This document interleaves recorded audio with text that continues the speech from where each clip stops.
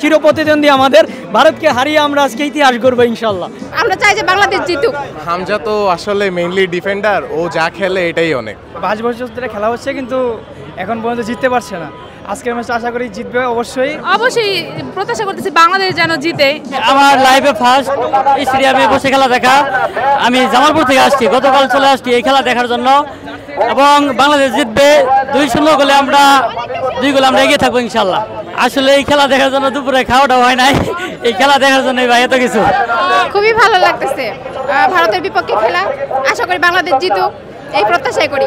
আসলে উন্মাদনা মানুষই তৈরি করে, তো সবাই ভালো খেলুক এই প্রত্যাশাই করি। আসলে ভারত বাংলাদেশ বলে কোনো কিছু নাই, প্লেয়াররা ভালো খেলবে, সেটা বাংলাদেশ হোক ভারত হোক, এই আশাই করি।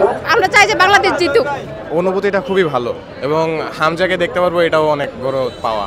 হামজা তো আসলে মেইনলি ডিফেন্ডার, ও যা খেলে এটাই অনেক। প্রেডিকশনটা আসলে বলা যায় না, ড্র হতে পারে, বলা যায় না। আসলে ইন্ডিয়া তো, আর খেলা যে কোনো সময় ঘুরে যায়, ফুটবল তো। আমি তো আশা করছি খুব ভালো হবে বাংলাদেশের খেলা। অবশ্যই হামজা আছে, এই জন্য আমরা আরও উত্তেজিত আছি যে উনি আবার যদি কিছু করে বসে। ওইদিনকার নেপালের ম্যাচে উনি যা করেছে, আমি আশা করছি যে ইন্ডিয়ার ম্যাচে যদি আরও ভালো কিছু করে তা আরও বাংলাদেশ হিসেবে খুবই গর্ববোধ করব। ইন্ডিয়ার সাথে খেলা হচ্ছে, 5 বছর ধরে খেলা হচ্ছে কিন্তু এখন পর্যন্ত জিততে পারছে না। আজকের ম্যাচটা আশা করি জিতবে অবশ্যই। 22 বছরের বন্ধুত্ব কাটবে কিনা? হ্যাঁ জি অবশ্যই আজকে আশা করা যায়। ফুটবল মাঠের খেলা, কোন সময় কে কোন সময় ঘুরে যায় খেলা, এটা বলা সম্ভব না।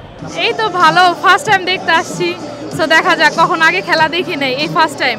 অবশ্যই প্রত্যাশা করতেছি বাংলাদেশ যেন জিতে, আর হামজা ভাই তো আসছে, সমস্যা নাই ব্যাকআপ দেওয়ার জন্য। আমি আশা করছি বাংলাদেশ জিতবে, হামজার খেলায় আপাতত ভালো লাগে। প্রেডিকশন হলো বাংলাদেশ জিতবে, শেষ কথা একটাই। আর আমরা আসছি হলো দোহার থেকে, অনেক দূর থেকে আসছি হলো খেলা দেখতে। একটাই চাই, বাংলাদেশ আজকে জিতবে ভারতের বিপক্ষে, আর চিরপ্রতিদ্বন্দ্বী আমাদের ভারতকে হারিয়ে আমরা আজকে ইতিহাস গড়বো ইনশাল্লাহ। ফার্স্ট ম্যাচ তাও আবার ভারতের সাথে দেখতে আসছি স্টেডিয়ামে। সো আজকের ম্যাচটা ইতিহাস হয়ে থাকবে এবং আমাদের জন্য একটা স্মৃতি হয়ে থাকুক, কারণ আমরা চাই সবাই ভারতকে হারিয়ে বাংলাদেশ জিতুক।